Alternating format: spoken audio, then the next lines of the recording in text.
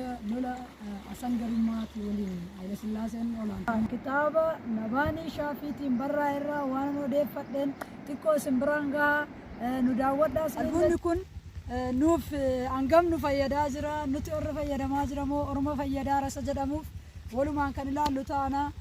Egaan kabajamtoota daawwattoota keenyaa bakki nuti amma argamnu kun godina Jimmaa aanaa Dedoo laga Gibee irratti argamna. Lagni Gibee kun Gibeeruma guddichaatiin kan qunnamu ta'ee kan aanaa Dedootii fi magaalaa Jimmaa wal daangessuudha. Egaan lagni kun laga seenaa fi laga lola asangarimmaati waliin Haile Sillaaseen olaantummaa irratti labsee waraana isaanii bobbaasuudhaan gara kanatti erginaan lola duula Gibee jedhamu kan beekamu irratti gaggeeffamaa ture. As gamanatti gaafa laaltanii teessoon waraana Haile Sillaasee booree lafa jedhamu laga kana gamatti mul'ata. Achirra ture kan asangarimmaa immoo Gibee kana olitti Kolooboo lafa jedhamu irratti qubachuudhaan waraana isaa bobbaasee achirra teessisee waraana Haile Sillaasee kana rukutaa ture. Lagni kun kan itti mammaakamaa turee fi kan diinota dhidhimsaa turedha. Gamanumaanis dabalataan gara teessoo asangarimmaa duraanii sanatti illee deemuuf jirra. Kan isin daawwachiifnu ta'a nu faana taasisanii jiru. Namoonni nu caalaatti beekanii fi seenaa isaa sirriitti beekan jiraachuu malu. Akkuma isaan as bahaniif iyyuu kan nuti dubbataa jirru offolee jechuun dubartii tokkotu dur ciniinfattee osoo sireen baatamtee dhuftu gara mana yaalaa geeffamaa jirtu deessee offoltee jedhamu. Gibaa! Offolteetu baga offolleerra jecha jedhurraa kaafamee offolee jedhamee moggaafameedha. Lagni kun baay'ee bareedu hawaasni isaa qabatamaan sirriitti beektan yoo jiraattan akka as baatanuuf jecha seenaa guutummaatti hin beeknu. Amma beeknu irraa immoo offolee jechuun eenyee offolleerra waan jedhamurraa kaasneeti. Namoonni na caalaatti beektan yoo jiraattan as baatanii akka dubbattanuuf isin affeerra. Egaa saayitiin as gamanaa mul'atu kun immoo saayitii daandii kana hojjechiisuudhaaf ijaarratamaa jiru jedhama. Daandii offolee gubbaa irratti argama saayitiin kun. Abdii qabna jedheetiin yaada inshaallah. Kabajamtoota daawwattoota keenyaa bakka beellama keenyaallee geenyee tarree nama beellamne sanallee argachuu hin dandeenye akka caarraa ta'e nama biroo arganne isaanis obboleessuma isaaniiti. Seenaa kana irra guddaa wallaalanu malee amma odeeffatan irraa nuuf odeessanii jiranii. Kana malees nutis waan odeeffannee irra dhaabbannee bakka seenaa sana waraabuu deemneef irraa kitaaba Nabaanii Shaafiitiin barraa'e irraa waan odeeffadheen xiqqoo isin biraan gahaa nu daawwadhaa isiniin jecha. Bakki namatti argamu kun immoo garimma guddaarraa gadi siqee naannoo laga Untaa jedhamu fuullee Dedoo Sheekiiti. Dedoo Sheekii seenuudhaaf deemna. Laga Untaa bakka jedhamutti argamna. Lagni Untaa as gadi iyyaa jira yoo isinitti dhagahama ta'eef daandii sila isiniif jedhee jiru immoo daandii asfaaltii hojjechuuf gara kaameraatti qabiifiti. Daandii asfaaltii hojjetamuuf jira. Saayitiin hojjetamaa jira.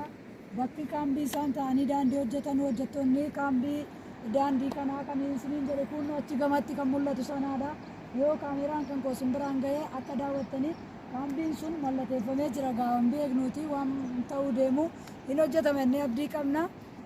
Gara seenaa keenyaatti immoo yoon isin deebisu gootichi asangarimmaa yookaan abbaa Gojjam abbaa Duulaan nama jabaa jabummaa isaa akkuma kaasaa turre Waahila Sultaan Abbaa Joobir kan ta'e yeroo lola mootii Haile Sillaaseetiin waraana isaatiin irratti lolli gaggeeffamu nama gooticha nama 16 laga Gibee nyaachisee nama 26 immoo rukutee madeessee sana booda ofiis lola sana keessa xiqqoo qaamni isaa miilli isaa madaa'ee gara kaambii isaa naannoo dabaleetti argamutti deebi'ee boqonnaa irra osoo jiru ammas lolli waraanni Haile Sillaasee osoo adda hin citin itti deemanii hanga mana isaa maatii isaa naannoo garimmaa deemanii waa'ila isaa gaafatanii waa'illi sun dabarsee Hasaniin kennuu didee Hasaniin isiniif hin dhiyeessaa ta'a buna dhugaa jechuudhaan hangasitti waraana Haile Sillaasee sana ol seensisee hanga buna haati manaa isaa danfistuufitti bakka gootichi asangarimmaa jiru naannoo kaambii isaa dabalee deemuudhaan karaa irraa maksee sana booda achi deebi'eeti argachuu hin dandeenye Hasaniinii jedheeti waraana sanaaf hime. Waraanni sun immoo erga Hasaniin nuuf dhiyeessuu hin dandeenye jechuun aarii sana aarii gooticha Hasan nama sanarratti waa'ila Hasan irratti bahatanii buna danfaa bulluqa danfaa sanaa itti garagalchuun nama sana ajjeesan jedhama seenaan kitaaba Nabaanii Shaafii irraa arganne.